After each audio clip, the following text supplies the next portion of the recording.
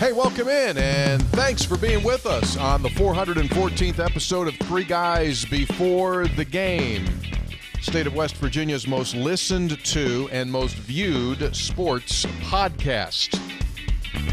We're all assembled. The Dean is here. That's Hoppy for those of you that may be first-time listeners. And the Senator, Brad Howe, is here. He also goes by the name of Spreads. Hoppy goes by the name of, well, forget it. We'll get into that later. Today's program, we will preview West Virginia and the Cyclones of Iowa State. Fantastic sponsors bring you this show. They are Comax Business Systems, the full-service Konica Minolta dealer in the state of West Virginia. You visit them, and you're going to visit a company which has been named an elite dealer in the state of West Virginia 10 times by ENX magazine. Super exclusive. No other dealer in the state of West Virginia has ever won the award, and Comax has won it 10 times. What do? I'm going to tell you what they do.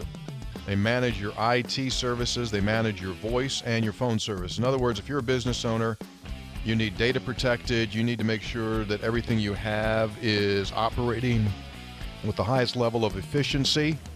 They'll come in, whatever way you want to do it. They'll give you an assessment and say, okay, you need to fix this, this, this. They'll come in and say, you need to fix this, and we can take care of it for you. Or they'll come in and say, hey, if you want us just to 24/7 remote monitor this thing, we can do that for you. Do that with your IT, do that with your voice, phone, whatever it might be. It's Comax.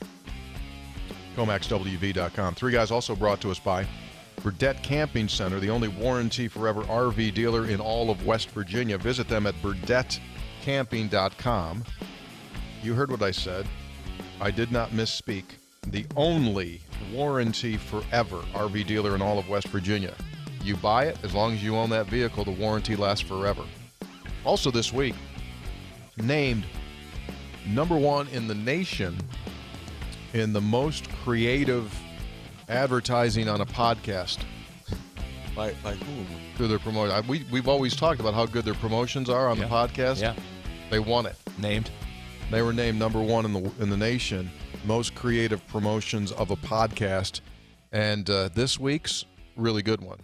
So when you listen or watch to Saturday's game between the Mountaineers and the Cyclones, every time, either team, every time someone gains a yard on the ground, that's $1 in your pocket. So like you start the game, like empty all of your pockets before the game, okay? And then once the game starts, every time someone gains a rushing yard, just feel like there's another $1. Someone's just come in and slid another $1 into your pocket, because that's what the promotion is. Every rushing yard between the two teams is $1. So these two teams run for 469 yards total in the game. That's $469 off for you when you spend $1,000 on parts, sales, or service at Burdette Camping. That's how they got ranked number one among promotions, among podcasts, among recreational vehicles in the continental United States. Something going on in Hawaii, not exactly sure. Not only creative, it hits on the exact theme of this game and one of the major keys to the game, which we'll get into. Absolutely. What? Okay. One of the major keys. All right, so we're here. We're going to do texts later in the program, textual healing for folks that still need some salve placed on their injured mental states. We get it. We understand it. We're right around the corner from Mountaineer basketball. It opens Monday night against the Mountaineers of Mount St. Mary's. And we also have an update on a topic we discussed in each of the last two podcasts, and that would be Hoppy using virtual reality for the first time. We'll break that down for you. Haven't gotten over that, by the way. I didn't figure. You got a full debriefing on that? We'll get it. You'll see. It was later on in the program. Excellent. So let's jump in. The numbers on West Virginia and Iowa State, both Brad and Hoppy have ciphered some numbers together. The line has been consistent all week long. Is it 6.5? 7 on DraftKings right now here in 7? the state. Yeah. Okay. By the way, speaking of DraftKings, heard they're getting ready to do like this massive deal with ESPN. Like basically become the sports betting entity. You heard that too? That's big, huh? Uh-oh. I'll say. Senator may have a little play going on in that thing. Next thing I see, he'll be out there with Stephen A. Smith. All right, what do we need to know number-wise on this game? Go ahead, Hop. You can have the floor first. You're very proud of your number. You go. No, I'm going to hold on my numbers a little bit. I'm going to start with the narrative, and that is at this point in the season, with two teams that are struggling, both teams 3 and 5, you hear similar stories. I mean, and here's an Iowa State team that's lost 5 in a row. West Virginia's been struggling, and that is each team, they're saying the same kinds of things like, just a couple plays away. We lost players off in Iowa State's on their team. They lost players from offense who went to the pros, and West Virginia lost players in the transfer portal from the defensive side. You're just making some mistakes. Just clean up some of those mistakes. Boy, you've been close on a couple of games for Iowa State. I think they've lost those 5 games by a total of 28 points. So you see this theme of both teams, Brad, where they feel like they haven't given up. They just feel like the thing hasn't come together. They keep making some of the same mistakes.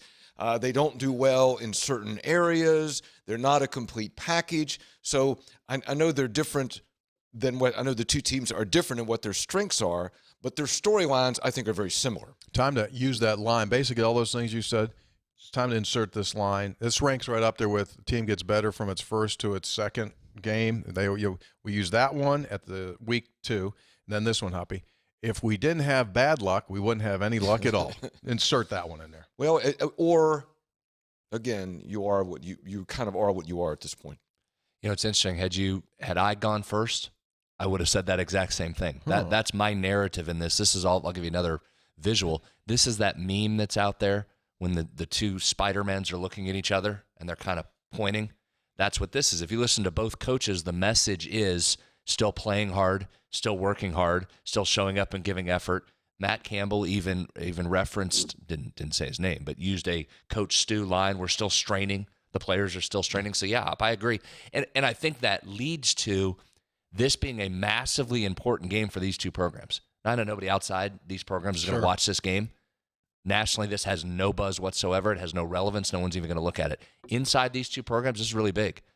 Iowa State does not want to go winless in the Big 12 a year or two removed from the Fiesta Bowl. West Virginia badly needs a win. I think both of these teams are looking at each other going, okay, here we go. That's a good one. Here we go. Mm-hmm. We can get well with this. Their offense that's struggling looks at West Virginia's defense and goes, okay, come on with it. Here we go. Good job, Taylor. There's the meme I'm talking. There's Iowa State and West Virginia meeting each other on the field Saturday, kind of pointing at the same thing. It, yeah. West Virginia's defense looks at Iowa State's struggling offense and goes, okay, good, thank God. Finally get a team that's struggling offensively. Maybe we can look a little bit better. So I think I really do. I think this is a massive game for both of these schools. It is kind of interesting, as you said, no one outside of Mountaineer or Cyclones fans cares one iota about this game. And yet, I think for both fan bases, it's like, for that reason, it's like really important because teams are trying to keep their hope alive. And fans are trying to keep their hope alive. And I think the great disappointment from not being competitive at Texas Tech was brought back down a little bit because the Mountaineers did compete against TCU. But now as you get ready to go back out onto the road, for West Virginia fans, there better be more of TCU as far as competitive spirit than Texas Tech. Because if you go out there on Saturday and perform like you did against Texas Tech and just be a jellyfish on the beach, that won't sit well, to say it in an understatement. Go ahead. Well, I was just going to say that's the question here, and it's not even so much the Baylor TCU. I almost flush those and say, go show me something on the road.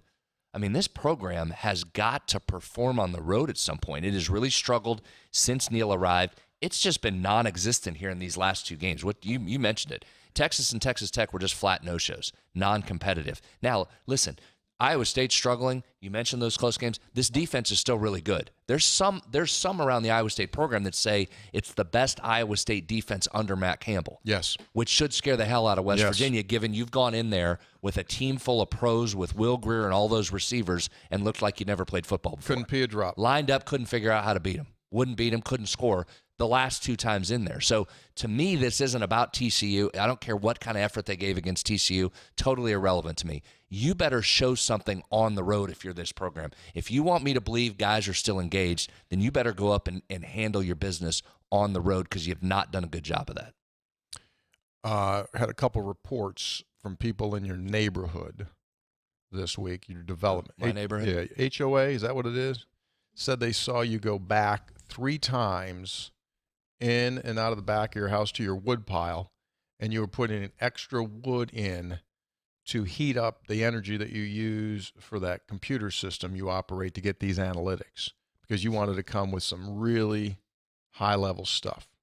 So this just wasn't like a couple pieces of kindling wood. I mean, this was like you were putting logs in there to get this stuff. Smoke coming out of your chimney. This is big stuff. Give me some numbers. All right, I'll go heavy numbers if you want them. But I'm going a lot of numbers here, but in one area. And it goes along with the Burdett promotion. Running the ball is massively important here. Let's do some numbers. Iowa State throws it a ton. 60% of the time, 60+% of the time, they throw it. In each of its 5 losses this season, the Cyclones have failed to rush for 100 yards on the ground.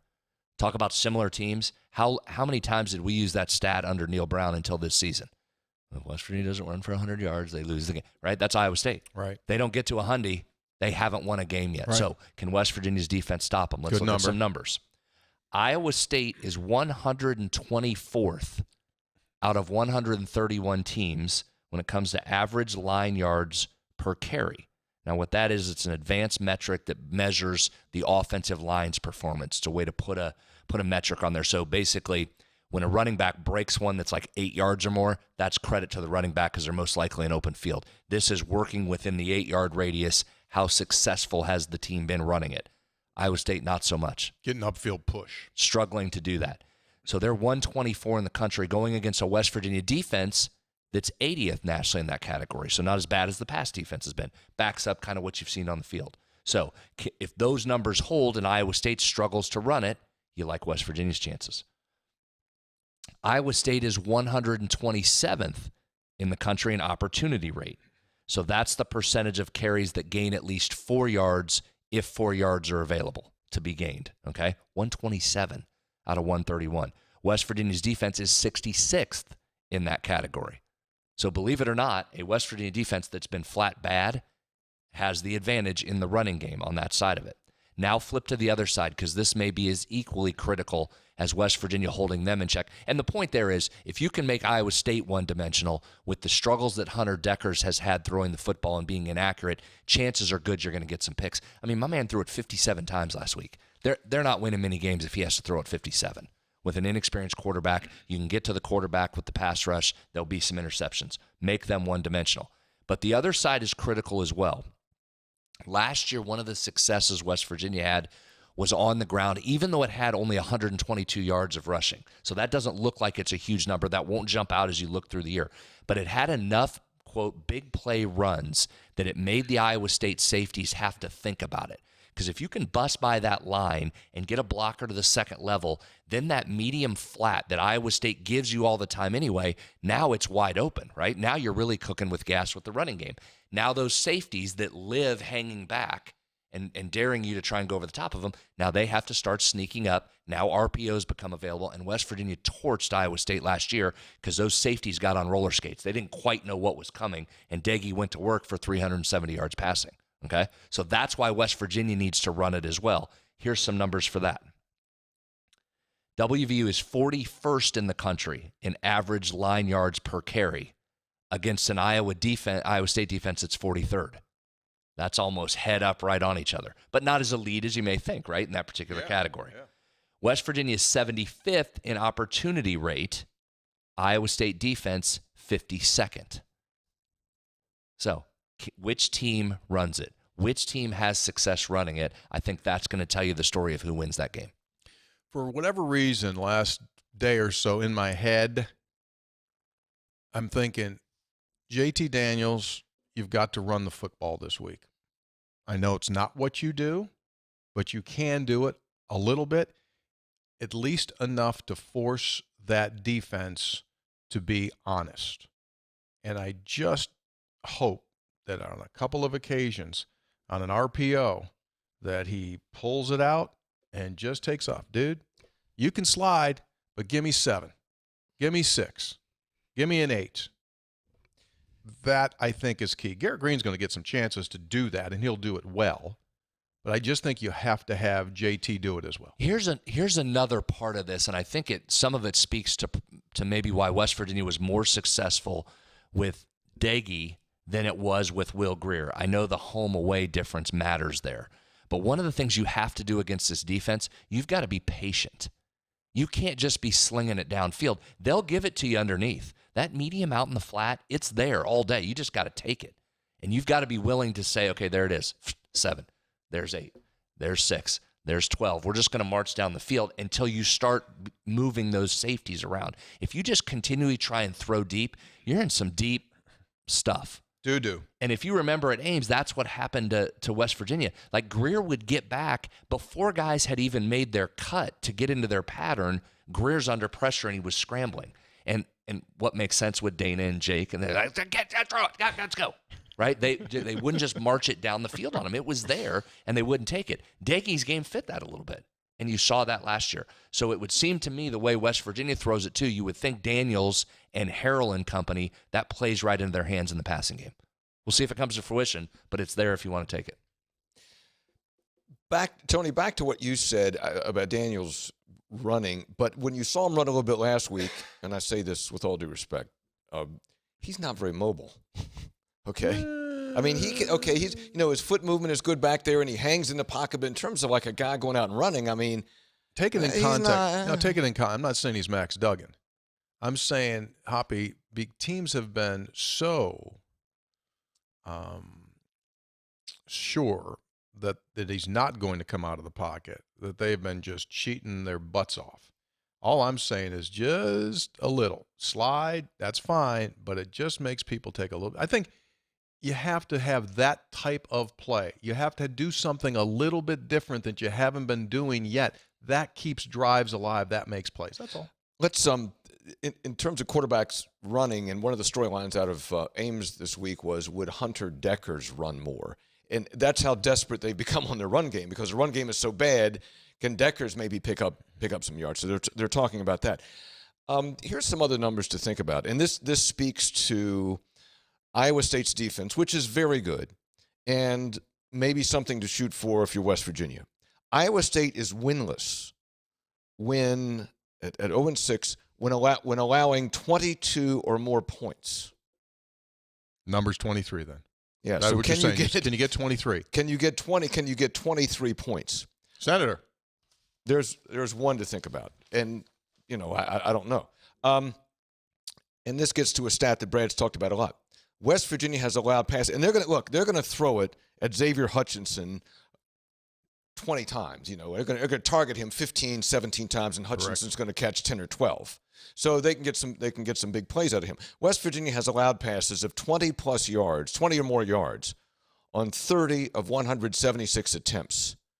That's 17%, and that's pretty high. Okay, West Virginia has allowed 16.2 yards per completion this season, which is worst among the Power 5. That's a massive Power 5 number. teams. Think about that.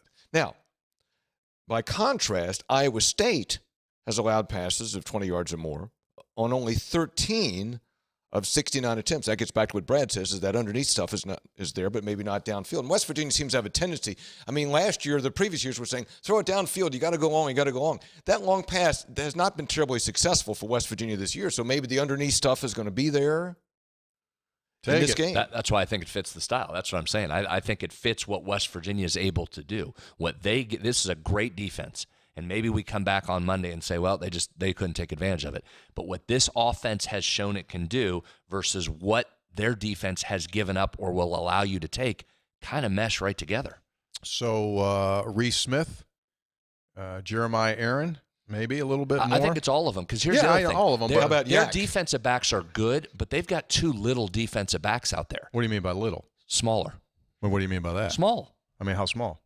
One's 5'9". That's pretty small. You've got two big receivers for West Virginia. Well, if you can't get down the field, so use your size. Post them up. Post them up. We've seen West Virginia do that with Ford Wheaton in particular, where he just runs down a few yards, turns and blocks the guy. And Prather. So you got two big guys. Do that. Take advantage of and listen. Their defensive backs are excellent. They lost a couple studs off last year's team and have gotten better in the secondary. But there's also deficiencies there. I think you can take advantage of. I think that's a pretty good presentation of numbers right there. I think both you gentlemen did a really nice job. Thank you. Very nice job. So we add it all up, and it comes down to, obviously, the ability or lack of ability to run the ball. And Hoppy, your number on 22 points, can you get to 27? Can you get to 20? Can you get to 27 points? Field goals, in a low-scoring game, which we expect, field goals are going to be massive too, because when those drives do stall, can you go down there and get three? Just start getting threes. Well, Baylor got to 31. And these are all wins by the opponent of Iowa State. Baylor got to 31-24. Kansas, 14, won the game. That was a weird game. Kansas State, 10. Beautiful. 10-9 final. 10-9. Love that. Texas, 24. Won 24-21. And OU, 27-13. Late score by OU. It was there too. Was it was in the range. Iowa State outgained them. Iowa State was they beat Iowa, but Amazing. It was like a 10-7 game. So, obviously, again, the numbers support the fact that this defense is very, very good. West Virginia's offense has been up and down. I mean, what can you get? What can you reasonably expect to get here? And it should be a day where, given the offensive struggles for Iowa State, that the defense can have a better day than they've had against some other opponents. I think that's the other important component is you say 23, well, don't give up 27. I mean, Iowa State's looking at across saying the same thing. Well, we need to get well. That defense hasn't stopped anybody. What can we get to? How do we take advantage? But they're vastly different. They're just different because of personnel. We talked about Sportsline earlier this week. Those tight ends being gone from them, that's a massive difference because we talked before. Their philosophy was with those tight ends to have them outside on your safeties. Well, you talk about a huge mismatch. Literally 6'6" and 6'7" tight ends trying to block your safeties, and they get their running backs on the edge. That's what that running game is built on under Matt Campbell. Well, their guys aren't able to do that this year. They're just not as good. Their tight ends, they're young and inexperienced. They've been going to the fullback. They've been trying to use a fullback more to get extra push. Yeah, but here's the difference. The reason those tight ends were so great in the running game is what? Because they can catch a pass. They were pass catchers as well, very good ones. So now you're a safety. You're going, what are you doing? Are you going to run me over? Do I got to defend you on a pass? You didn't know. They haven't been able to do that this year. The tight ends aren't blocking as well because they're not as good at pass catchers, and the fullbacks aren't the pass catchers the tight ends were. So can you do what Oklahoma did? Oklahoma just said, oh, is that right? Oh, is that right? We're going to put 9 in the box. Come on and run now. Now go ahead and try and throw it out there. Hutchinson's awesome. Yep. He is really, really good. So he's going to have some catches. But if that's it, you make them go somewhere else and they can't run it on you, that's the formula right there. But can West Virginia do that? That's easy to sit up here and say, well, load the box and shut them down. Can you actually implement that if you're West Virginia? Yeah. I will say this. Let's take a look at the weather as we get close because it looks like it's going to rain. I talked to somebody today, rainy and 40s. You Could that be talked right? to someone out there in Iowa? Let me check. We're looking at Are you looking at it now? 70% chance of rain and a high of 48. Ooh. That's what I was told. A low of 40s and rain. 34. Ames in November. It's going to be mucky yucky. Who's that help? The under. Yeah. Yeah, which is what, 50? 50. That's about right, huh? Yeah. I think it's still, yeah. Might even be a little bit high. I thought it was a little bit high. Did you maybe have any interest in where that? that ticket's Maybe going. there might be a Yeah, we know where that ticket's going to go there. Is that this could, if the weather's bad in these two teams, you might have a 20-17, 24-20. Let's win an old school one. Let's win 17-14. Let's get an old West Virginia score. I mean, the thing that should worry you if you're West, Kansas State went in there and scored 10. Yeah, I know. With that explosive That's offense. amazing. Yeah, it was, that's amazing. Right? I mean, they're going to bring it on you. And you got to be able to figure out what they're doing. Okay, you feel pretty good about Daniels, right? Even though he hasn't seen it, you feel pretty good about him being able to dissect it. Then it's just about being patient and taking what's there. Well, how does West Virginia run the ball? Without Don, I mean, this would be a spot where you'd love to have Donaldson, because can a guy get Hammer up in it there, get yeah. you 4 yards or something like that, and you just you're down 2 backs. Well, the right? key is that you're gonna run it outside, right? And you're gonna kick you want to really get in the weeds here. You kick the end, you block down inside and create that hole, and maybe you pull somebody, bring them with you, get to that second level. If the back can have a lead into the second level on one of the edges, that opens into the open space. Now you're hitting them. Now the safeties have to come crashing up, and now you're cooking with gas. Block down. That's where it is. Block down, bring the guard, and tackle around. And what's one conventional wisdom when you have a great pass rusher like they do? What he's supposed to do? Run at him. Sure. Run at Will McDonald. See if you can have success. They're really good across the front line. He's a star, McDonald. They've got 3 other guys there, though. Their interior guys are really good as well. How long is McDonald? Who's been there longer, Matt Campbell or Will McDonald? McDonald's first year was Paul Rhodes' second to last year. He was Johnny Majors. Johnny Majors made first contact with Will McDonald. Jim Kreiner. And Hutchinson's been there forever too. Dan some of those McCarney. guys. It's funny. You see these teams, and some of those guys that are finally gone, you feel like Haycock. you know them. They've been there for so long. Johnny Orr. Larry Eustace. Johnny Orr missed on me, by the way, huh? What now? Johnny Orr missed on me. What, on basketball? Yeah. It happens. Could have been a difference maker in that Could program. have been. You've been right now. Like Wasted their time. They wasted their time when offered Fred Hoiberg. They were waiting on Hoiberg. He's 2 years behind me. Oh, don't need you, Hal. Going to wait for Hoiberg. Did end up in the NBA, huh? Probably a good move. I was talking to Neil this week about Iowa, and he said I was either 12 or 13 years old, and we made it to the AAU National Championship in basketball. And he said the only thing I remember about Iowa, we played in West Des Moines, and he said all the backboards were fan-shaped. No square backboards. It was all fan-shaped backboards. And he got beat on a half-court shot. They're up 2. Yeah. Other team comes up the floor, pushes one up from half-court, beat him at the buzzer on a half-court shot. So Brad has all the Iowa stories. He's from Iowa. I'll give you one Iowa story. I've been there one time. And that is my dad, when I was a kid, like 13 or something, my dad worked for John Deere. And it was a big John Deere factory in Des Moines, huge factory. So they were taking clients and salespeople out to Des Moines. And, of course, it was a great time of year. It was like January or February. Well, that's when the farmers got to go. Rough. Yeah. So it was a charter plane, and back then. So they flew into Des Moines. Snow coming sideways. And you got off the plane. You didn't go into the terminal. Took your breath away when you walked off.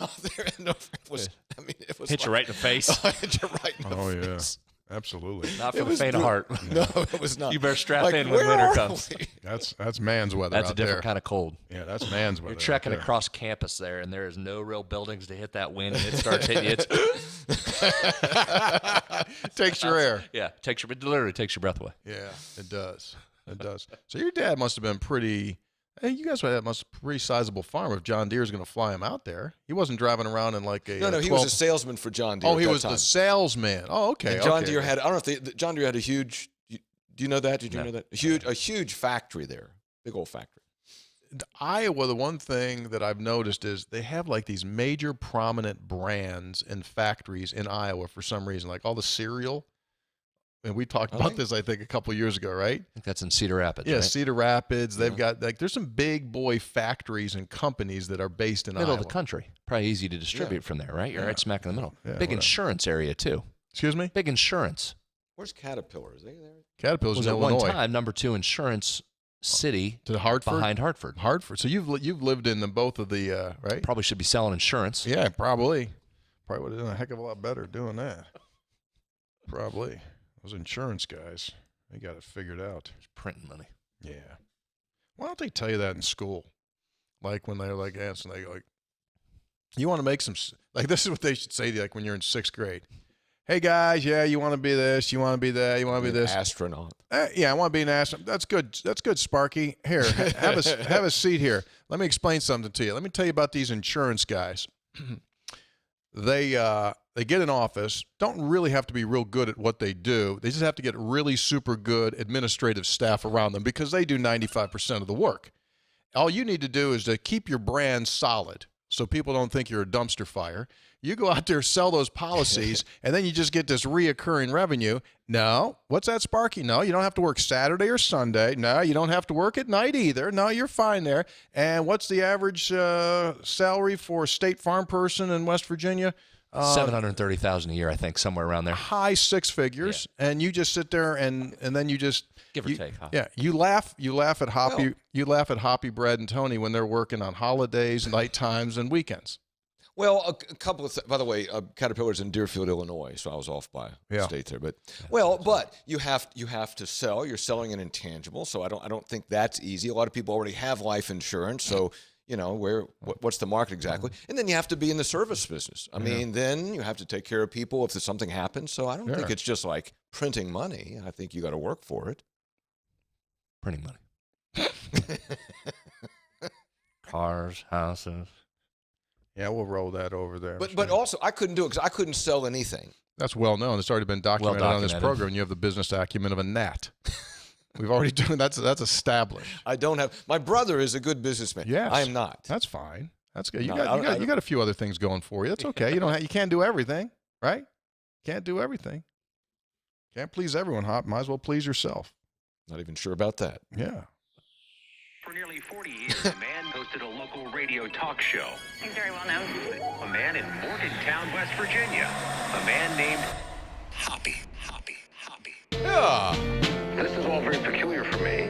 The mansion with her. I can tell my Hoppy story now. Oh, yeah, you got a story about me? Yeah, what's up with Hoppy? I can't believe it. Is the show live? This is a good song. Is this show live? Got a report, by the way. Got a new song coming. Oh, really? Yeah, he's hot now. Oh, he's now he's engaged. Now he's Locked engaged. in. It's coming. The creativity's just pouring out of him. He's in a zone. Waves at times. It comes in waves. Yeah. I shared some information with him, and apparently he's in studio as we speak. So he's not touring currently. He's in studio. Like we sent the tracks off, and we sent the tracks, and he was in Geneva. And he called us back. He says, "This is fantastic. I never expected it to be like this." And so he sent the tracks back, and we did an overdub, and it just came out simply better than we ever thought. We're going on tour. Can I get an amen from the congregation? World tour. All right, you guys ready? Yep. Well, I guess I got to get out of that song because the only way you can do the next song is you got to get the other song there. So we got to do this in order to make it official. Yeah. Textual Healing, ladies and gentlemen, is brought to us by no sponsor because we don't have one and because it should be sponsored. But why would you want to sponsor it? Radio Free Podcast. I don't know. The most popular segment. Excuse me? Might be the most popular segment in a podcast in today. The state. Maybe region. You don't even have a pop-up on the video stream. Except a silly phone number. Probably need to retool the graphic, don't we, on the phone number? I don't know. 1968. No, I might just leave it. That might be part of the deal. Just leave it. Look at the phone. Look at the thing coming off the phone, indicating that there's sound coming off the phone. Well, our audience is pretty smart and savvy. They know what that phone is. How many people in the world know what that is? You know, now that I look at that, is that the worst representation of what we're asking for? Number one, there is no sound coming off of a phone because we're not taking voice. And give us a call. It should just say text anytime. Yeah. Yeah, but there's no. And the phone itself is from 1972. Kids don't even know what that thing is. That's what I'm saying. They don't know what that is. Well, we use it because there's no copyright. I mean, we could at least put a smartphone in there. Yeah, it is. It looks like that looks like something you. I'll retool it. Yeah, probably need to do that over. Bad shadowing on the number. Yeah. I don't know. It's so bad now you might leave it. Just a bad graphic overall. Dave Ryan, who runs the Final Four podcast, he's brought that graphic up to me in the past. He says, "You stole our graphic." That's exactly what those guys were using. I said, They're younger too. They did a bad graphic like that with a bad old phone. I said, yeah, Dave, different number, though. Seriously, who has a phone like that anymore? They're hard to find. They're hard to find. College football sidelines. Yeah, They still do. Right? Don't you, when you go over to the sideline, you get on the phone, it's one of those? Yeah, you're right. Why is that? Well, they just store it in the closet in the offseason by the fax machine that comes out only on Saturday. The fax Hey, machine. by the Obsolete way, technology. before our first text, They got. Wait a minute. They're looking at an iPad and then they get on the phone. It's like 40 years between the two things. yeah, probably need something a little cleaner than that. Obviously, Steve Jobs not involved in any of that work. Somebody's buzzing in on them, Yeah. clicking in. Did you guys notice while watching the game last week, because you're here in the studio, that on 2 occasions, an official who was the alternate official ran onto the field No. during the game? Reason? I'd never seen it before. So there's an alternate official, and he wears a black pullover, and he would go in case one of the other officials became injured. Mm-hmm. But they also give him the responsibility, since he's getting full rate, that this is what I did not know. He ran onto the field twice to break up skirmishes. Really? And I went like, what the hell are you? Get off the field. You know, Ronnie referee, what are you doing? So I made a call and gathered some information on that. So apparently the Big 12 and the Pac-12 are the only 2 leagues that are using this. And what it is this. One thing is they don't want the strength coaches running out onto the field when there are skirmishes, because normally those guys get out there and they fear that thing sometimes could escalate. That's one. So this person's responsibility is, in fact, to go out there and break up skirmishes, like another officer of the law coming in there. The other thing he's doing is he's watching for ineligible downfield linemen. Oh. Because I was told that's a difficult call to make on field when everything else is going on. So that's why Ronnie referee was running out there. But we were halfway plus through the season. I'd never seen it. But the Ronnie referee on Saturday, he had to run out there and show like he was, But it's one person? one person. That's a lot of field to cover for one. He just straddles the sideline. Why not? What if it happens on the other sideline? You mean the fight? Yeah. He just runs his ass off and So goes over there and gets him. is that why you're seeing what feels like more calls of illegal man downfield because the guy's specifically assigned to it? Very well could be.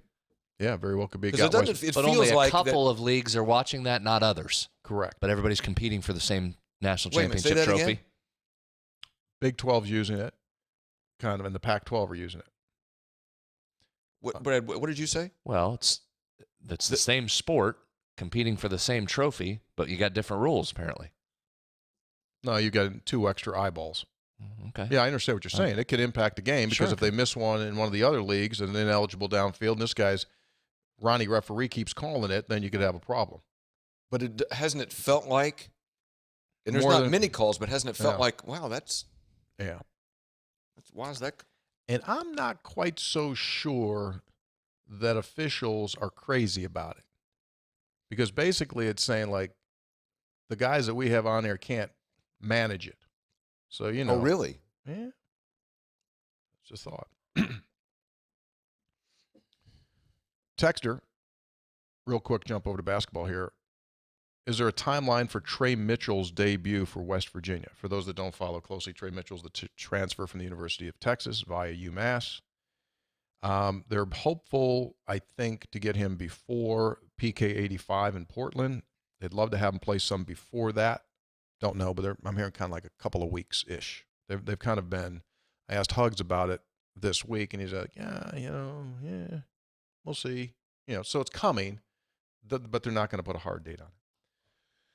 We received a number of texts regarding Brad's comments on why do fans get so invested and super involved when the rights fees are announced by a conference. Bunch of texts. And so won't use them all, but basically there's a general theme that came on to the responses. Here's one. Why does the amount the athletic department receives matter to fans? Because more money means you have a better chance of winning. It doesn't guarantee you'll win, but if you can afford better facilities and equipment and everything else that goes along with running a major college football program, then you should have a recruiting advantage over schools that can't afford those things.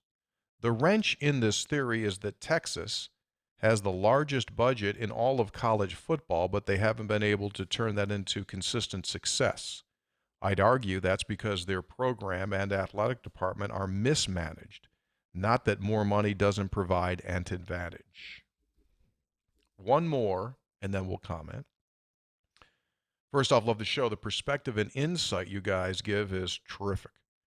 Keep up the good work. In response to the senator's comments regarding why fans care about how much schools make and why we care, with all due respect, the reason I care is it shows the ability to upgrade facilities which is a direct link to recruiting success.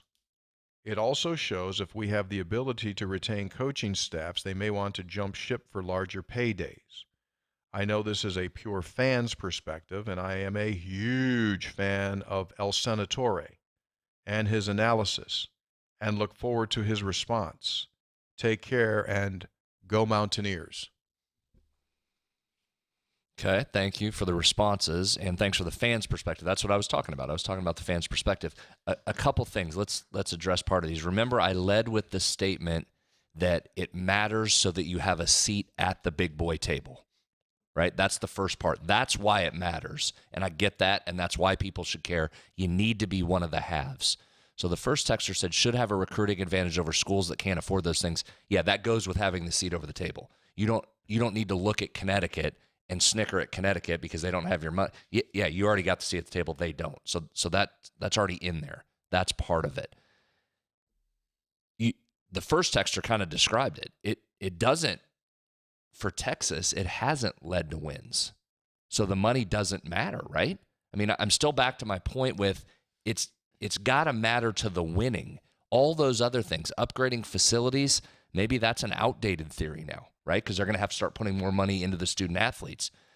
West Virginia's upgraded facilities significantly since Neil Brown arrived. Has it translated into big winning?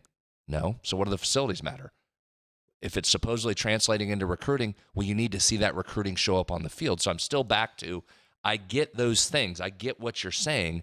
But if those things aren't translating into money, then it doesn't do any good to have the conversation with other fan bases about, oh, we're making this much money.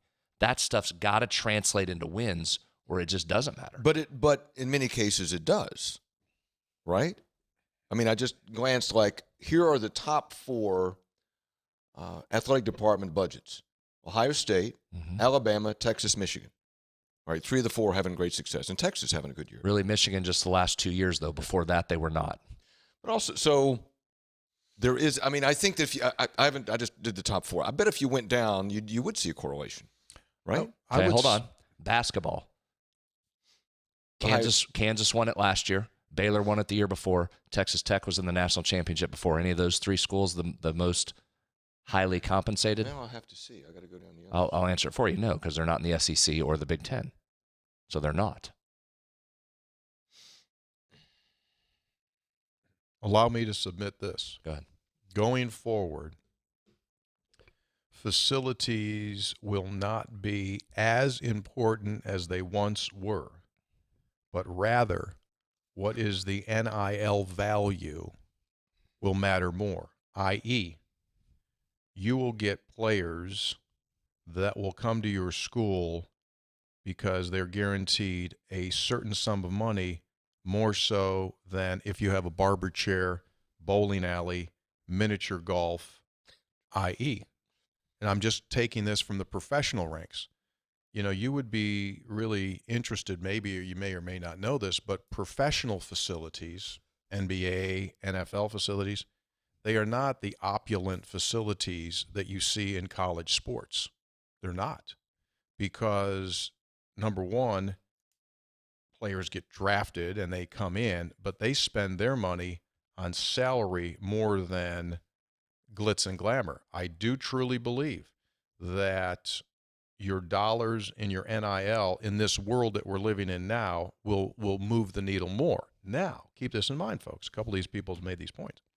More money means that you're saying if we're able to take this money for NIL, well, right now, the way that the rule reads, a school can't take those dollars and put those toward NIL as of right now. Now, we do believe that down the road, these collectives will go away and they will be brought into universities, and then you will have a budget of dollars that you can use. But as of right now, these dollars do not go into play for that. So here's another point: is how's A&M doing this year? Terrible. Right. And you mentioned Texas. So my point continues to be there are a ton of examples of schools that are making the money. The money in and of itself isn't translating into wins. That should make you crazy. So if I'm A&M, I don't know why I would be banging my chest about how much NIL money we've given, how much money we have, how much the stadium. It's not translating into winning. That just does not matter. It's the wins and losses that matter here. It's the wins and losses. Okay. That's it. That's just simply that. I didn't mean to be controversial with it. I'm just saying it seems to me it's much more of a topic of discussion than it really needs to be. I mean, listen, the reason you're in a position where you need to go do all these crazy things with conference realignment to get money is because administrators have thought exactly what the texters have thought. If we just put more money into facilities, if we just pay coaches more, if we just give them more money, give them more money, give the coach more money. Well, what do you mean he's never been a head coach? That's okay. Give him more money. What do you mean he's never coached at the Power 5 level? We think give him more money, give him more money, give him a contract extension, give him more, raise the buyout. We need to keep him. It's administrators doing that over years that back yourself into a corner and go, uh-oh, that's not where we wanted to be. How do we get out of this mess? And I'll give you another at-home example.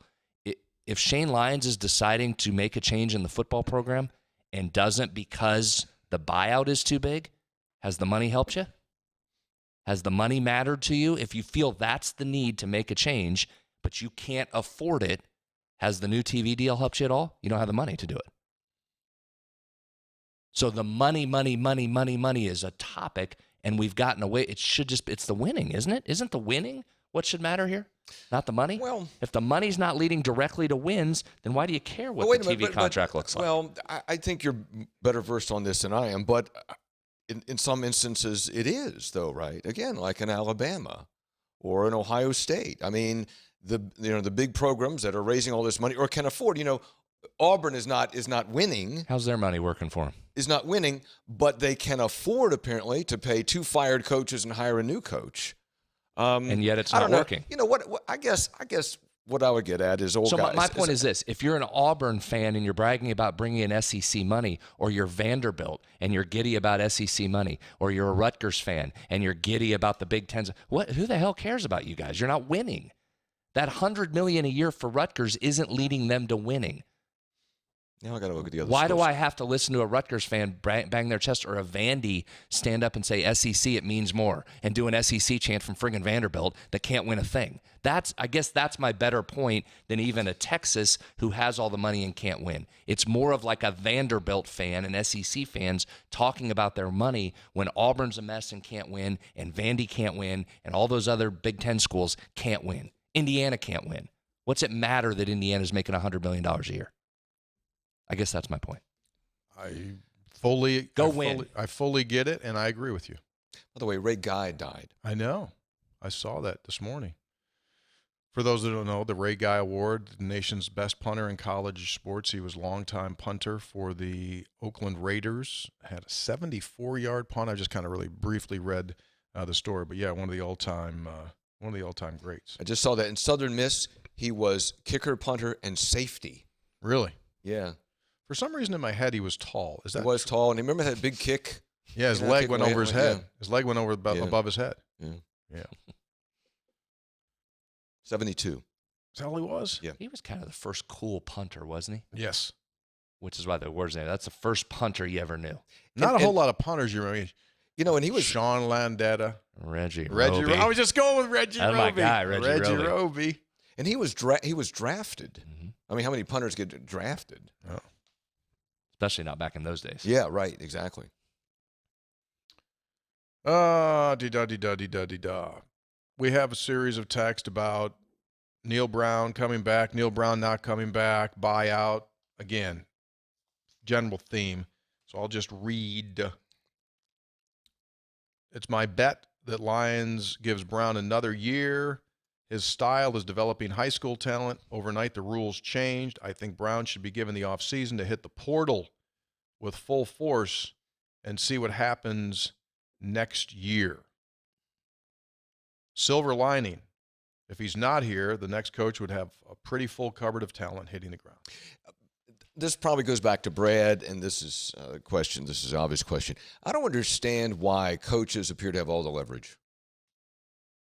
All the leverage. Because ADs and presidents got absolutely just schooled by professional agents when the money started to come in, and they weren't ready for it. That's what it is in a nutshell. Because emotional fan bases put pressure on their schools to hire said coach. And if you don't, then potentially your job could be in jeopardy. And as a result, these schools make deals that are not fiduciary properly done. And they've been getting schooled for a long time. And now the fox runs the hen house. That's what it is. Yep, that's a good explanation. Add to that also the fear of not getting the person you've identified as the guy you want. And the search appearing to be bungled or chaotic, which then goes back to his first point that then the AD's job's in jeopardy.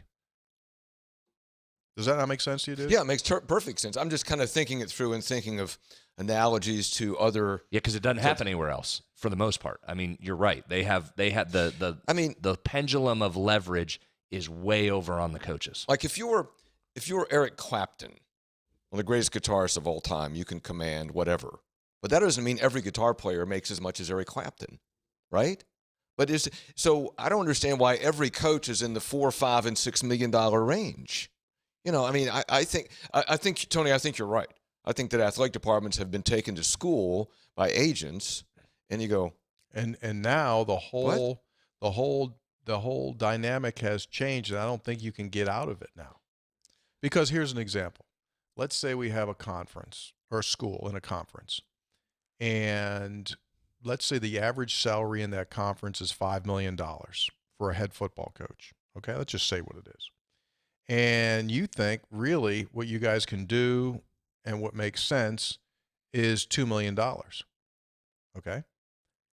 And that's pretty good living. And you go out and you offer $2 million. And the agent and the word immediately trickles out there that school X, who's going to offer $2 million, doesn't want to win. They don't care. Which then turns into you can't win there. You can't win there. And so these schools don't want to have that blanket put on them. So you know what they do? They make bad financial decisions and they crack it up to $5 million where they really shouldn't be cracking it up to $5 million to show that they can compete. And I would think now, though, that market's going to start changing because you're going to need to, once it eventually becomes that the schools can pay the money for the athletes, it's going to become more about that. Remember, up until now, you've been making tens of millions, and you either put it in facilities or give it to the coaches. Right. Those are the only two places it went. So you could throw $5 million at a coach and say, we really care. We want the guy we want. Even if that coach hadn't proven that they're worth $5 million, which in most cases, they haven't proven that they're worth that kind of money.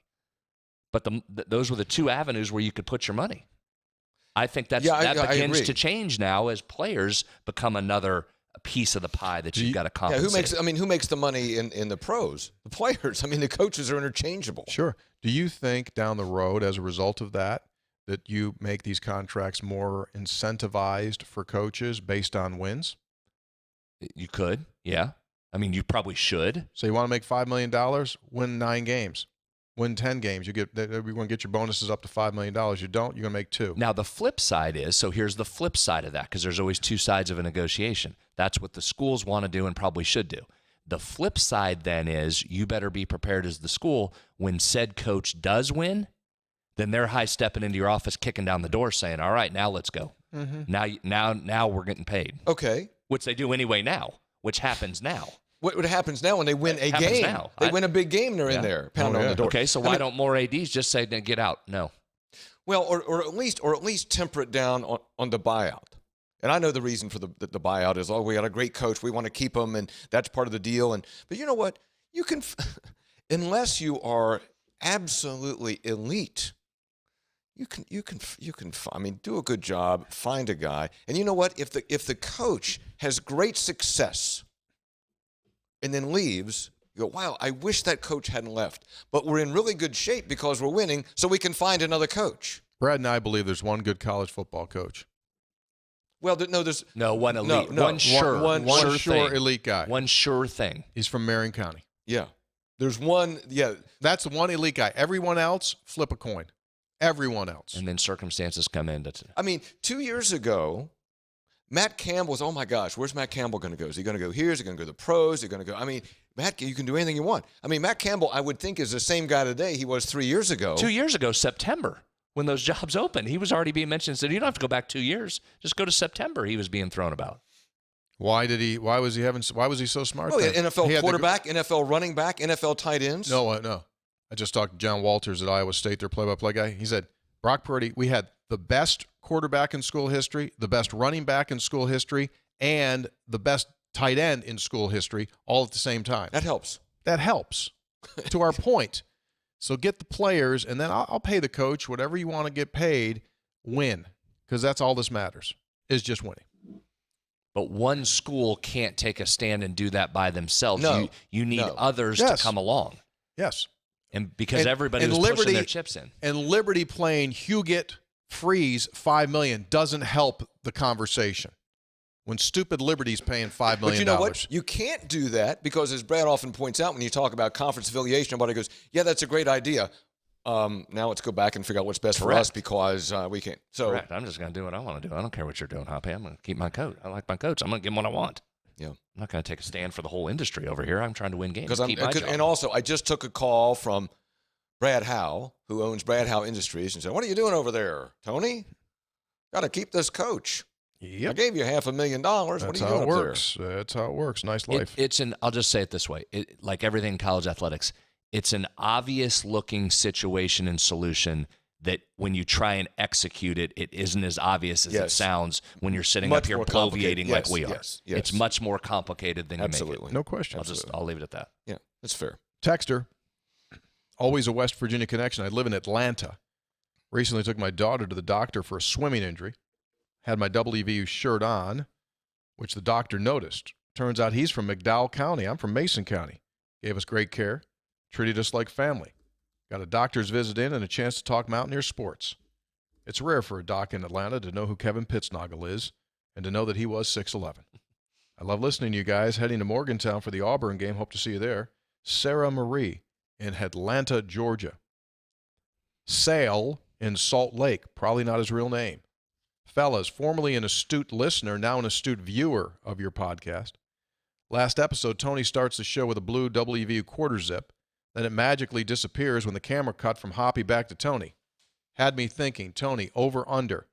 How many total pieces of clothing do you have with the flying WVU on it? I'm setting the number at 54.5. I also noticed that Spreads is a quarter zip goat. And we're just lucky Hoppy arrives on the show with a shirt. Love the show. Sell in Salt Lake. By the way, from always a West Virginia connection, you might have noticed this. The Iowa State passing game coordinator. Do you see that? Yeah. Got a bunch of, yeah, Matt Capone's there too. He's their safeties coach. Oh, is he? Yeah, and Billy Kurlavich used to be on that staff as well. Oh, yeah, got a lot of West Virginia on there. Joel Gordon. Yeah. A lot of your starter quarterback for Shepherd. Yeah, a lot of West Virginia on there. Texter writes, Hopgasm, Scopes, Spreads, long time, first time, listening to the TCU recap, and I heard you opine that it's always the players many times, and I agree, it is the players. Better players equals better play. So why are we paying millions for coaches? Dump all that cash and getting players. Let's test the theory. Mm-hmm. Chris from Marietta via Mullins. Shout out Wyoming County. Yo-Yo Pineville. Gentlemen, in response to Spread's rant on the fans caring about money, More money leads to better facilities, leads to better players, leads to more exciting product on the field, leads to more wins, leads to bowl games, leads to me walking into a bar in Waco with his chest stuck out. Not really. You know what, though? This is – I'm going to get a lot of grief about this. Tony, I have a talk show twice a week. Really? And I thought you just scheduled the part-timers over at the Greer Building. No, and we talk about issues facing West Virginia. This may come as a surprise to you. You know we're not a wealthy state. Did you know that? And where? You know, we have many challenges in the state. Yeah. And we just got the NAEP scores back, the education test scores. They're awful. Awful. Next to lowest in the country, ahead of only New Mexico, where for many students English is not their first language. So we have all these challenges in West Virginia. And I know it's apples and oranges, Brad. I understand that. But it just, there's something that is a strange juxtaposition to me if we talk about spending more money on this when at WVU you end up breaking even. The athletic department, I'm sure they break even, if that, all those dollars in, all those dollars out, in a state that has these myriad challenges. And again, I know you don't take that money from there and put it over here, but it just, there's a uncomfortable, if you're going to put even more money toward it, it's an uncomfortable juxtaposition for me. Thank you. Hey, gentlemen, listening to the last episode, I found it funny that Tony gave pause to saying teat, but the term hopgasm gets thrown around more than a pepperoni roll at the local Little General or a tortilla at a Texas Tech football game or even bags of money from Will Wade to 18-year-old kids. Allegedly. I couldn't care less personally, but I'm wondering, between the teat talk, artificial insemination, and now almond milking, when does the NIL deal with the FFA go through? Also, to answer Brad's question about why people care more about the money, I think it's twofold. People think upgrades and therefore recruits. And two, which is the main thing, people are desperate for anything to be in the conversation or to have any hope to remain relevant, especially when you don't have wins to prop you up. Just my 2 cents. Sincere thanks for all you guys do. Good luck on the farm, funny or agricultural. P1 listener, P2 texter, Philip in Tampa. Okay, last thing, then I won't comment any more of these texts about this. All that stuff, though, in my mind, still is included in the caveat of you're in the big boy conversation. Yes. So all that stuff, recruiting, it adds to facilities, it adds to ability. That's, if you're at the big boy table, you have all that. He makes a point. When you don't have wins to prop you up. Yes, right. That's true. So are you now? You're not now, right? Only because you're in the conference that's... So, yeah, you don't have wins to prop you up now, so it doesn't matter if I go to the table and say, well, West Virginia's making $50 million this year. That's my point. Okay. And really, the Rutgers and Vandy examples are the best ones. If they're chirping about the money they're making when you're not winning. Are they, though? I mean, you all keep saying that. I mean, do the Rutgers fans chirp about the money? You hear these conversations all the time about money. Yeah. Okay. I'm not in on that. Maryland. Texter. Hey, Tony, I live... Or hush it. Hey, Tony, I live in Iowa. There's a place in Ankeny called Fong's Pizza. They make really good pizzas with Chinese food twists. They're known for their delicious crab rangoon pizza. It's probably my favorite restaurant in the entire state of Iowa. They've got a big menu and good drink options, too. Very highly recommended. Thank you very much for that. A couple of things there. I received a note on Fong's Pizza earlier this week. We have a guy that travels with us whose nickname is Fatty, self-proclaimed. He calls himself Fatty, right? I know. Mariner, Mariner. And he writes this long email, and he lays out all the potential places, and he says he's going to Fong's. My problem is it's my turn this week to pick. And I travel with a guy, Michael Fergale. And he's been hammering me because he hit a home run at Texas Tech because we went to Kegel's. And he's hit me about 4 times this week going, you're picking this week, you're picking this week, you're picking this week. You know what else he does? He comes sideways on me, and he goes, now that Portofino Italian restaurant, so in other words, he's planting his seed where he wants to make the call. He wants to make the call again, but he's saying, it's you, but that Portofino. Now, what do you think I'm going to get tomorrow when I get on the plane? Yeah, you're in a difficult situation. Very difficult. Yeah. And I've done a review on Portofino. I looked at it, did some study, due diligence.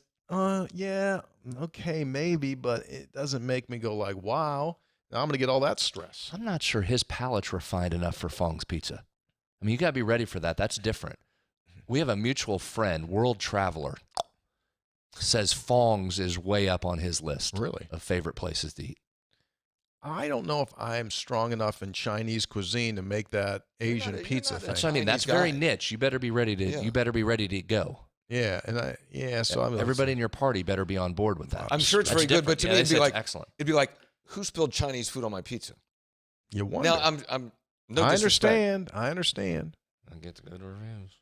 Texter, Have you been there, Brad? No, before my time. Or Texter. I was before its time. Brevity is the soul of wit, three guys, with a 1 hour and 38-minute long podcast. The artist formerly known as Rhyming Ryan.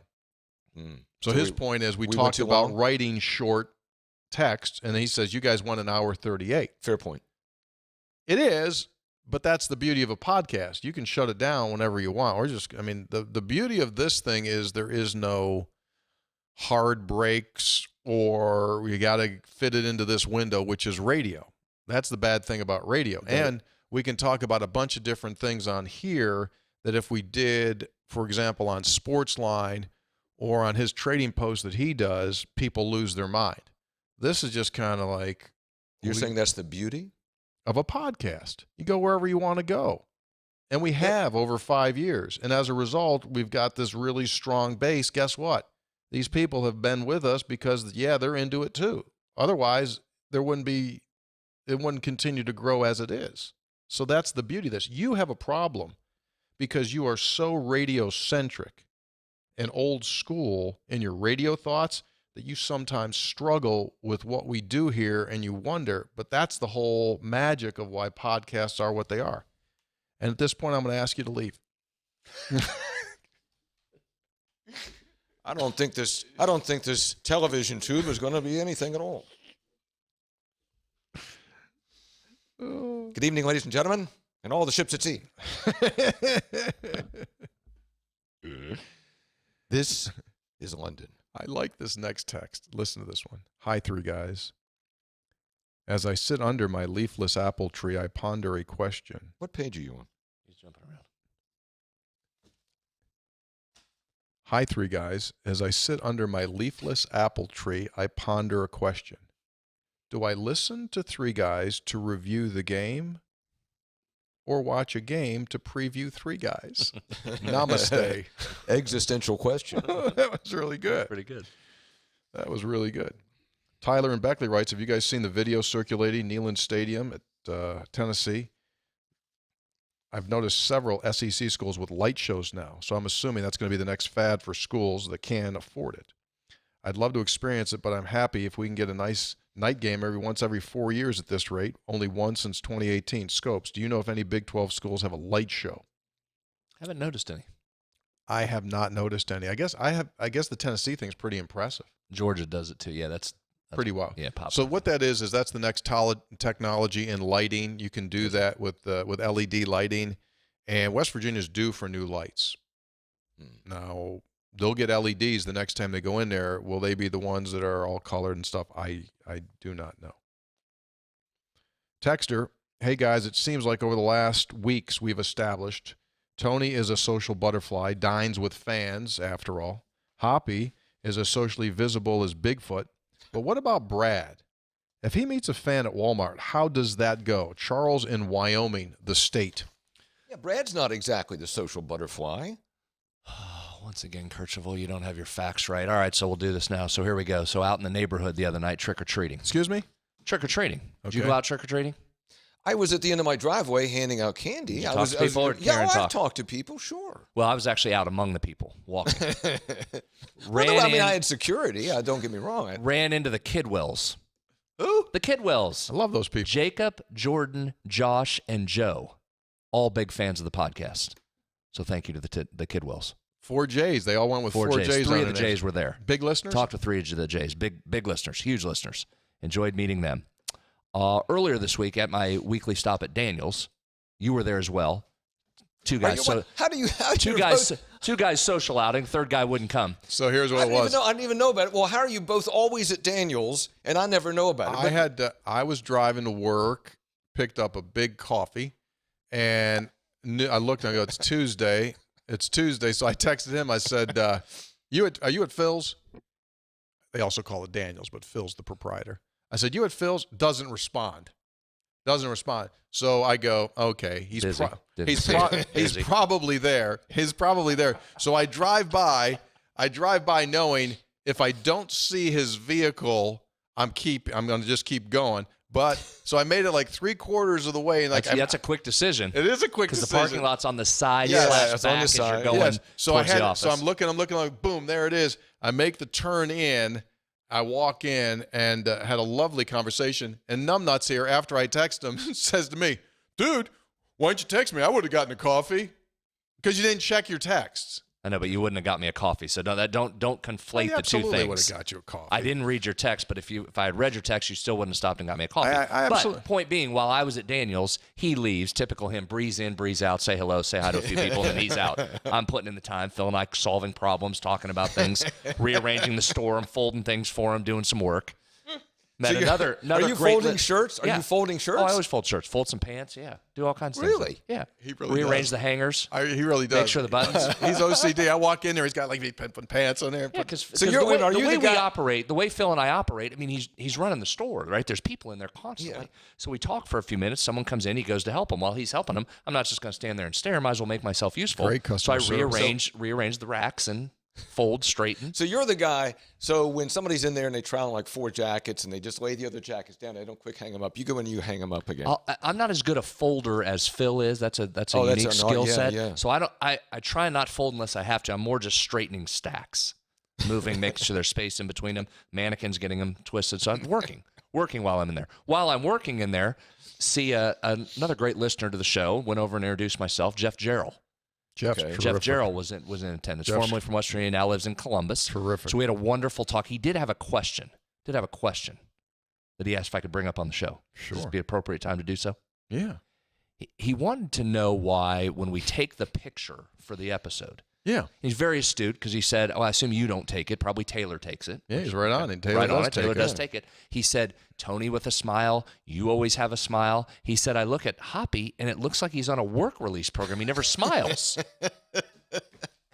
There was some feedback from Jeff from Columbus. Wanted to know why you don't smile. Now, you will be happy to know I did get your back. Thank you. And we explained the serious nature of your program, and that when you're done, you're still answering some texts that many times are off the rails. It's not a pleasant experience at times, but you're working and doing your show stuff right up until the minute that Tony yells, "Kercheval, look up." Right. And so you look up. So it's kind of, you're trying to go from one speed to the next, and sometimes a smile doesn't necessarily come Thank you forth. for having my back. Now, he was concerned that the picture was taken post-episode and you didn't like doing the episode. Oh, no, I love And I doing said, the episode. I think that's the opposite. I think it's because it's on the front end and his show's heavy, we'd screw around, so he hasn't lightened up yet. That's all accurate. Fair? Fair. Also, So anyway, to answer my question about socialization, been all over the place this week. this is more that's pretty good. physiological. Is that I don't smile easily. Excuse me? Like, Really? I mean, okay, I'm looking. Like, where's the camera? Like, That's difficult for you? That didn't come easily, did it? see, it doesn't. No. I mean, it's just my Just your nature. Yeah. So you have an easy smile, Tony. You have a great smile. I mean, I just don't. It's just So you have RBF, what's that? What's that? resting blank face. Is that a thing? You never heard of resting bitch face? Can you say Resting- that? Yeah, I said it. Really? Yeah, it's called resting bitch face. People look like they're always mad. They call it resting bitch Oh, you know, face. and I get like people all the time go, Hoppy, what are you mad about? What are you upset about? Oh, I'm yeah. not. That's just what my face looks like. I'm really not. They call that RBF. Oh, well, that's me. I've been diagnosed. So anyway, contrary to your attack on me not being social, was out very heavily in the You public were. this week. I take it back. Meeting many you people. were, and not only that, you were helping. Tony, you're right. Is just in like, hey, how you doing? Good to see you. How you doing? I'm not going to shake your hand. Nice to see you. I'm out of here. Goodbye. Brad's folding shirts, helping customers, fixing the mannequins, doing the work. Trying to make myself useful when I'm in attendance. I would like to stay there longer, but it was Tuesday. I had to run here and then run over to football because we had the press conference. I'd like to stay there and just hang out with those guys. I enjoy doing that. That's why we're getting closer to our event. We've never been Rusty there. was in on Tuesday. Talked to Rusty. Rusty Jones was- usually there on Joan, Tuesdays. love Joan. Joan's there. Rusty's there. People come in. I mean, It's really like like people hang out in a barbershop. Like it's kind of like a barbershop. You just hang out. You just hang out and talk. Delivery guys constantly. Very like nice. FedEx, UPS, they're just constantly Mail bringing service. stuff in all the time, just great. buying constantly in and out, in and out, in and out. It's a good Customers vibe. in and out. You know, most people come in, say hello, good to see you. There's a good vibe in there. It's great. man.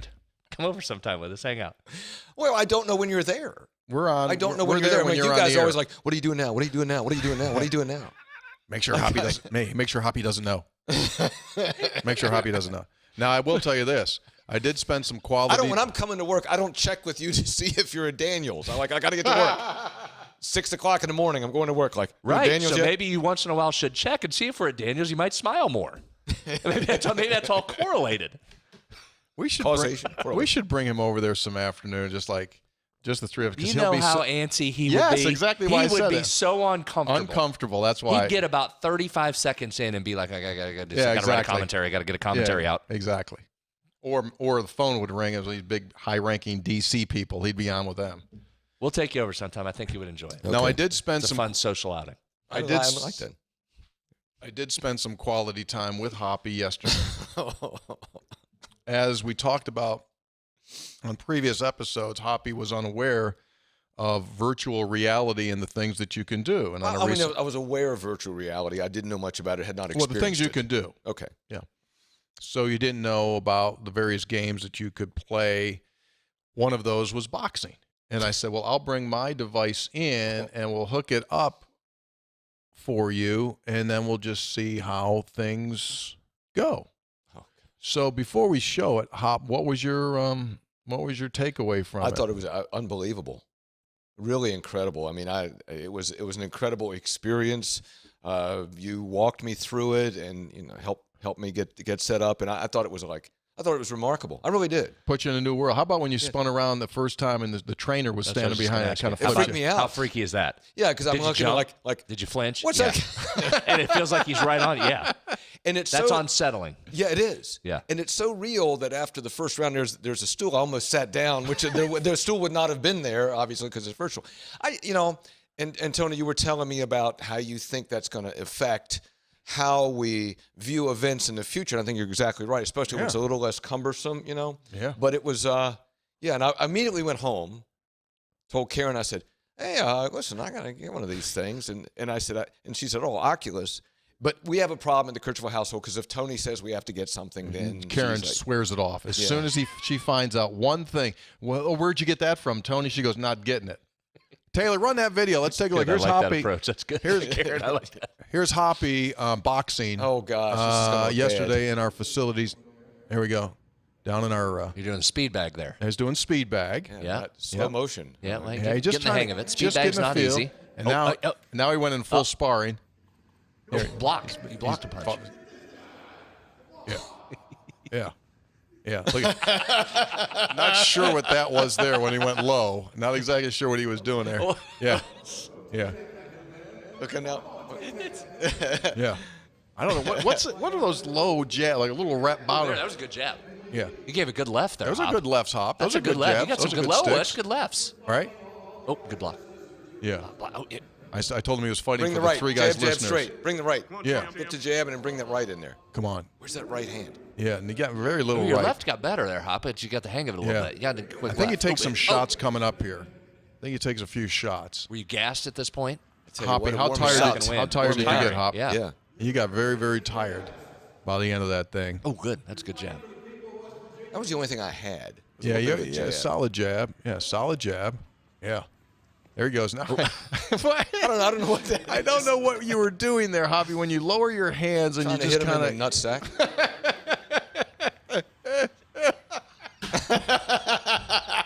Like I'm swatting a fly. How long did this go? So what? He went He three fought- rounds? He won. No. 15 rounds. 15 rounds. No, he went one round. Oh, one round. Okay, one round. That was it, and that was when he got the decision. He was told by the referee that the sparring partner won. Yeah, And the other guy United States- won. Blue corner won. Wow. instead You of done red. it? Yeah, I've done it. Do you have one or you've just done No, it? I've done same thing. I've done it down in the same basement there. What'd you think? Just wild. Yeah. Yeah. And when the trainer walked up the first time, I mean, I flat flinched. I gave it the whoa. Like I was freaky. And then we did the We did virtual reality 360 flying. flying. and that made him. What do you mean? We just hit a The wing. wingsuit. Like in a body? Oh, in a wingsuit? There it The is. wingsuit. That was the result. Did you throw up? You got I dizzy. got nauseous. Yeah, I couldn't do it. yeah, got nauseous. How long did you last on that? I went all the way to the Look, bottom. Brad, look Oh. at the picture. I was Yeah. consoling him. I don't blame you. I Went all the way to the bottom on the wingsuit, but had to go up and take like 3 Tums. Yeah, when he landed, yeah, and the parachute came out. He's going like, "Whoa!" It flips. But you out a it little bit. it really is. That's a game changer. That's pretty cool. I think I'm going to get one. Okay, cool. It's great. It's great conditioning. Let's take You going to get one? a lot of people. I've thought about it because that's a great workout, isn't it? Oh yeah, unbelievable. I mean, I did 1 round with the sparring partner, 1 round with. Ugly Joe. Which Ugly is Joe. what, 3 minutes? 3 minutes is Ugly Yeah. Joe. Was it 3? Yeah, 3 minutes Feels is the like round. 30. I That's was a real gassed. round. I know. I was too. Because our listeners, viewers can't see who Hoppy fought on the other side. Taylor, can you put that picture up of who he fought? There you go.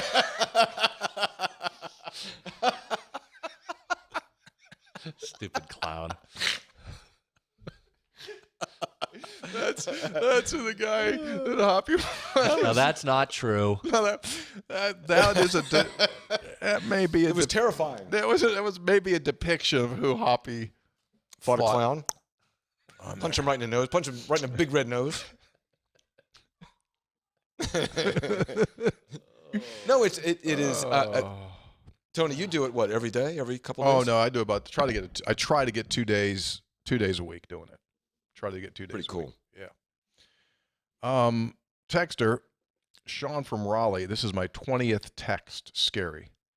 With regard to meteorites, people get all crazy about the numbers. Who they think should trust are telling them that may even be left behind. Brad is right. College sports has never been even when it comes to a playing field. What was West Virginia getting from the Big East when they won 3 BCS games compared to the schools that they beat? Money helps, but it doesn't win the games. Think about Texas. As for the sake of clarity, I have this from a good source. About the ESPN portion of the deal does add on money at a full rate for added P5 members. The Fox portion does not. So additional members isn't the no-brainer that it may seem. Beat Iowa State, please. Now, to his point, he brought something up that I thought, in light of yesterday's news, was interesting. They're going to add money if you're a P5 member and come to the Big 12, i.e., Arizona, Arizona State, da-da-da. But yesterday it was revealed that the Big 12 is talking to Gonzaga to come in as a basketball-only member. And you remember what I've been telling you, that Fox wants to do a big-time blowout on Friday nights of basketball, Senator? That might be the deal where Gonzaga comes in. They're not going to get, obviously, a big, full allotment of money, because in Pete Thamel's story about the Gonzaga Big 12 negotiations, they said it wasn't a big deal financially. So maybe that's part of the deal. So that Sean might be right on that. Would Gonzaga play a full Big 12 basketball Yes, schedule? they would become a basketball member. Wow. Come to West Virginia and go out there? Well, you wouldn't play them every year because there's going to be too many teams in the league, but you would see them occasionally, which we're seeing them occasionally now anyway. Yeah, that's true. P1 Jason in Dallas writes, hey, guys, I want to clarify something. My last text ended in let's get the frogs, but was read as let's go frogs. Probably goes without saying, but I want to say it anyway. I would never say that. I would sooner let someone hypnotize me to act like a chicken. This is what you said that. Oh, yeah, yeah. A heads up for the host. A heads up for the host, who I've heard on a good authority is Tony.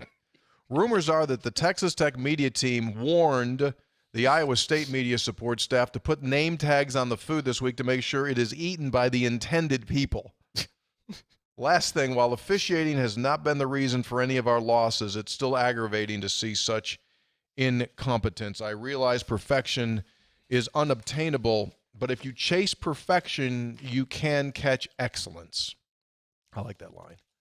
I'd settle just for correct calls on obvious infractions. Prather's jersey being stretched out like taffy and getting no call reminded me of the play in the Kansas game where Malachi Ruffin got called for PI, for pass interference on a ball that could have been sucked into the gravitational pull of the moon. True. Was that the one that went into broke the a window stands? at HealthWorks. Went over the hospital, Lost the over ball. NIOSH, Lost the ball. across the road, over Subway. In light of yesterday's announcement that Kansas is self-imposing punishment, a texter writes, gentlemen, I feel like I need to disclose something. I've been busy with work this fall and have really fallen back on my duties as a loyal listener. In fact, there have been a few instances where I listened to the preview show after the game. In light of these facts, I am formally disclosing and self-imposing the following sanctions. 1, I am going to remove one earbud while listening for 4 shows. 2, instead of sitting on the porch enjoying a beverage while listening, I will require myself to do something active, like walk in the yard with a beverage. 3, I will restrict texting the show during the self-imposed dead period of December 11 through December 17. Hopefully these sanctions will be enough to get me back in good graces with Hopgasm, Senator Spreads, and the Honorable Scopes. All due respect, Forrest in Morgantown. Forrest, those are massive infractions that you have committed by not regularly listening, and even more, unbelievable punishment that you are self-imposing. I tell you what, his self-imposition, more severe than Kansas. Boy, how about that? We talked about it on Sportsline last night. Those guys played that thing like the most magnificent musician of all time. They played that thing perfect, and they're laughing. They're sitting there and laughing. Biggest punishment is that Coach Self will not coach against Duke. In all seriousness, that's really the self-punishment. Wowzo. Hashtag no rules.